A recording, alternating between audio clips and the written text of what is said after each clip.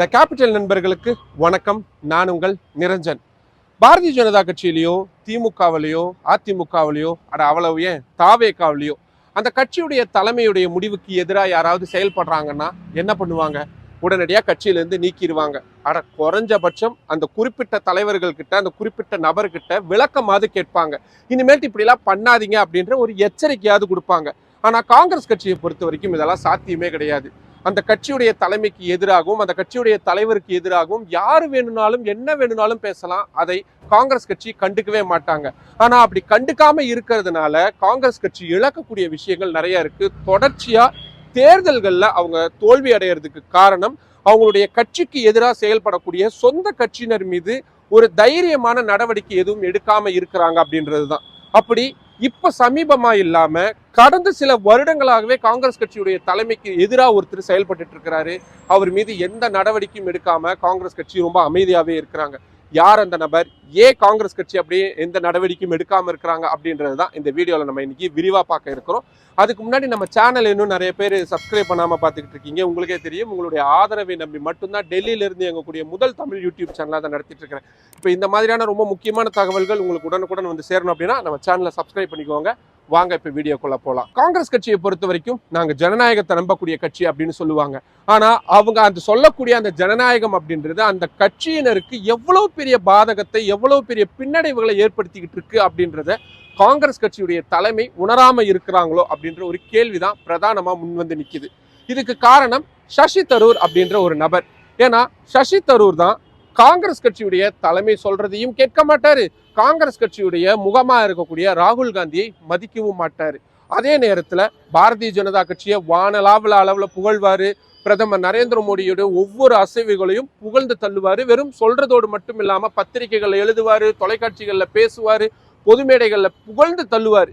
ஆனா அப்படி இருக்கக்கூடிய அவரை எந்த நடவடிக்கையும் எடுக்காம மௌனமா அவர் செய்யறது எல்லாத்தையும் கை கட்டி வாய்ப்பொத்தி பார்த்துக்கிட்டு இருக்கிறாங்க காங்கிரஸ் கட்சியுடைய தலைமை. சசி தரூர் இதை செய்யறது இப்ப நேத்து கிடையாது. கிட்டத்தட்ட 10 வருடங்களாகவே அவர் செஞ்சுட்டு இருக்கிறார். கடந்த 2014ஆம் ஆண்டுல இருந்தே பிரதமர் நரேந்திர மோடியை புகழக்கூடிய வேலையை தொடர்ச்சியா சசி தரூர் அவர்கள் செஞ்சுக்கிட்டே தான் இருந்தாரு. இதுல பாரதிய ஜனதா கட்சியினால சசி தரூர் அவர்கள் கடந்த காலங்களில் சந்திச்ச நெருக்கடி அப்படின்றது ரொம்ப பெருசு. ஏன்னா சசி தரூருடைய மனைவியான சுனந்தா புஷ்கர் தற்கொலை செஞ்சு உயிரிழந்தப்போ நான் டெல்லியில தான் இருந்தேன். அப்போ சசி தரூரை எந்த அளவுக்கு பாஜக ஆதரவு ஊடகங்கள் வேட்டையாடினாங்க அப்படின்றத நான் கண்கூடா பார்த்திருக்கிறேன். அவரோட வீடு, காங்கிரஸ் கட்சியோட அலுவலகத்துக்கு வராரு, ஒரு பொது இடத்துக்கு போறாரு, எங்க போனாலும் உங்க மனைவியோட தற்கொலைக்கு நீங்க தான் காரணமானு கேட்டு மைக்கு போட்டு அந்த அளவுக்கு அவரை துன்புறுத்தி இருக்கிறாங்க. இன்னொரு பக்கம் பாரதிய ஜனதா கட்சியினுடைய அத்தனை தலைவர்களும் சசி தரூருக்கு கொடுக்காத நெருக்கடிகளே இல்லை அப்படின்னு சொல்லலாம். ஆனா அப்படியான இக்கட்டான காலகட்டங்கள்ல காங்கிரஸ் கட்சி தான் சசி தரூருக்கு ஒரு பாதுகாப்பு கேடயமா இருந்தாங்க. சசி தரூருக்கு வரக்கூடிய அத்தனை ஆபத்துகளையும் அவங்க முன்னின்று தடுத்தாங்க அப்படின்றதுல எந்த விதமான மாற்று கருத்தும் கிடையாது. ஆனா சசி தரூர் அதுக்கு கைமாறா காங்கிரஸ் கட்சிக்கு என்ன செஞ்சாரு அப்படின்னு கேட்டா மிகப்பெரிய டேமேஜ்களை தான் செஞ்சிருக்கிறாரு அப்படின்றத நான் கண்ணை மூடிட்டு சொல்லுவேன்.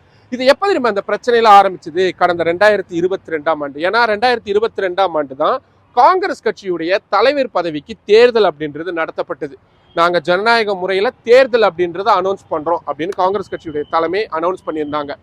ஆனா அந்த தேர்தல்ல யார் நிக்கிறது யார் ஜெயிக்கிறது அப்படின்ற பிரச்சனை வந்தப்போ தென்னிந்தியாவுடைய ஒரு முகமா இருக்கக்கூடியவரா இருக்கணும், at the same time Congress கட்சியுடைய வாக்கு வங்கியில மிக முக்கியமான இடத்தை வகிக்கக்கூடிய தலித் முகமாவும் அவர் இருக்கணும் அப்படின்றதுதான் காங்கிரஸ் கட்சி விரும்பி இருந்தாங்க.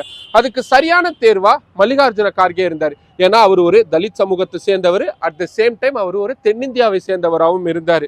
அதனால வட இந்தியாவில் கோலிச்சிட்டு வரக்கூடிய பாரதிய ஜனதா கட்சிக்கு ஒரு எதிர்வா இருக்கணும் அப்படின்னா அதுக்கு நம்மளுடைய இந்த ஸ்ட்ராட்டஜி கை கொடுக்கும் அப்படின்னு காங்கிரஸ் கட்சியுடைய தலைமை தீர்க்கமா நம்பியிருந்தாங்க. அவரையும் களத்திலையும் இறக்கி இருந்தாங்க.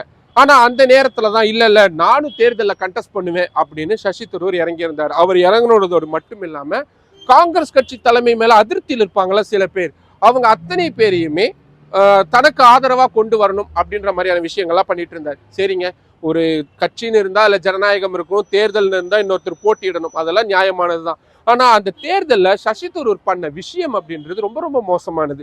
ஏன்னா உத்தரப்பிரதேசம் மாதிரியான பல மாநிலங்கள்ல காங்கிரஸ் கட்சியுடைய தலைவர் தேர்தலுக்கு நடக்கக்கூடிய விதத்துல நிறைய முறைகேடுகள் நடக்குது, வாக்கு திருட்டு நடக்குது அப்படின்றத சசி தரூர் அப்பவே சொல்லியிருந்தாரு.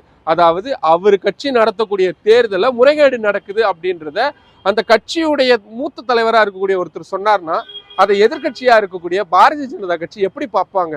புகுந்து விளையாண்டாங்க, அடி போற இடம்லாம் காங்கிரஸ் கட்சியை போட்டு துவம்சம் பண்ணாங்க. ஆனா கடைசியில தேர்தல் முடிவு அப்படின்றது மல்லிகார்ஜுன கார்கேவுக்கு ஆதரவா தான் இருந்தது. ஏன்னா காந்தி குடும்பம், சோனியா காந்தி, பிரியங்கா காந்தி, ராகுல் காந்தி இவங்க எல்லாருமே மல்லிகார்ஜுன கார்கேவை தான் ஆதரிச்சிருந்தாங்க. அதனால அவரும் வெற்றி பெற்றிருந்தாரு.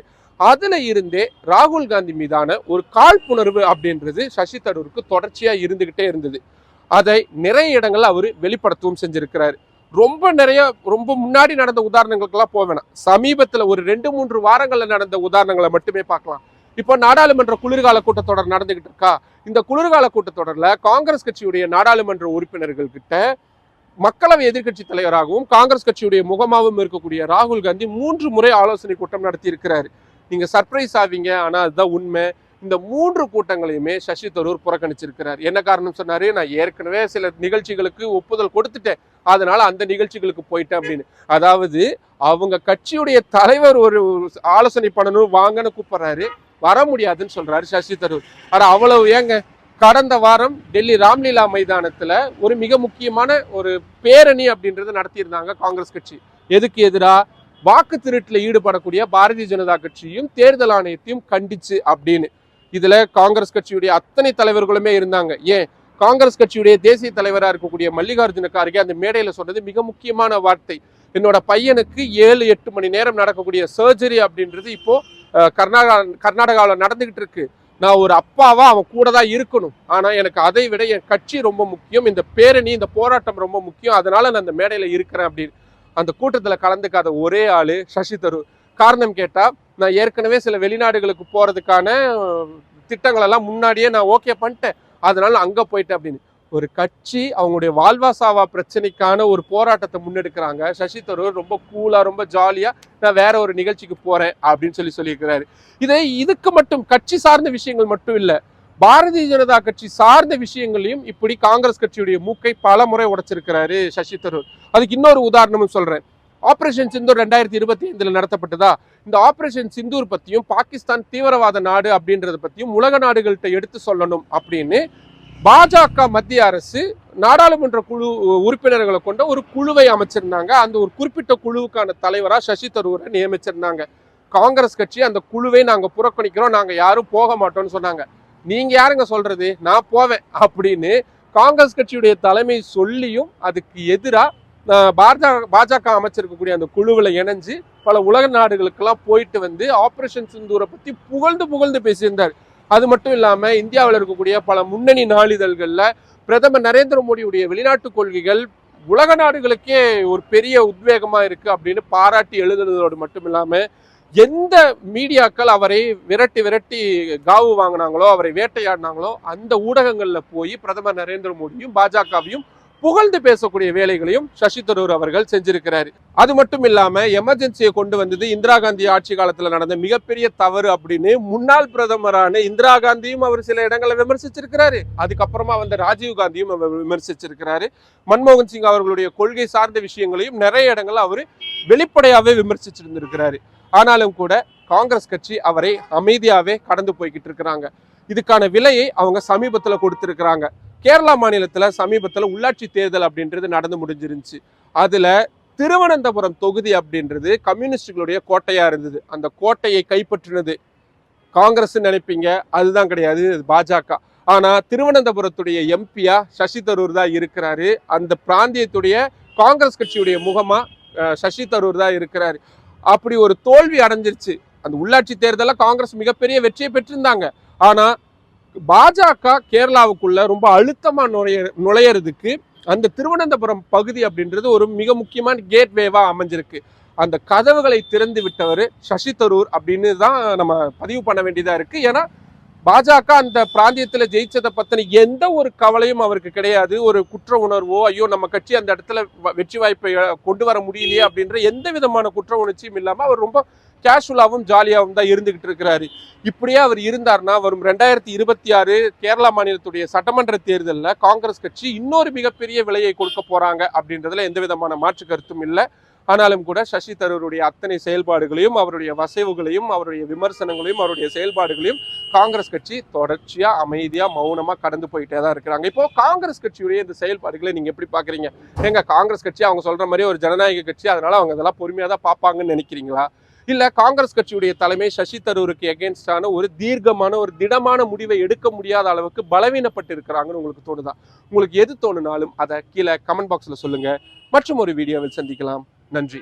நம்மளோட கேபிட்டல் சேனலை இன்னும் நிறைய பேர் சப்ஸ்கிரைப் பண்ணாமல் பார்த்துக்கிட்டு இருக்கீங்க. உங்களுக்கே தெரியும், உங்களுடைய ஆதரவை நம்பி மட்டும்தான் டெல்லியிலிருந்து எங்கக்கூடிய முதல் தமிழ் யூடியூப் சேனலை அதை நடத்திட்டு இருக்கிறேன். இப்போ இந்த மாதிரியான ரொம்ப ரொம்ப முக்கியமான தகவல்கள் உங்களுக்கு உடனுக்குடன் வந்து சேரணும் அப்படின்னா நம்ம சேனலை சப்ஸ்கிரைப் பண்ணிக்கோங்க. நம்ம வீடியோஸை நிறைய பேர் கொண்டு போய் சேருங்க, லைக் பண்ணுங்க, கமெண்ட் பண்ணுங்க.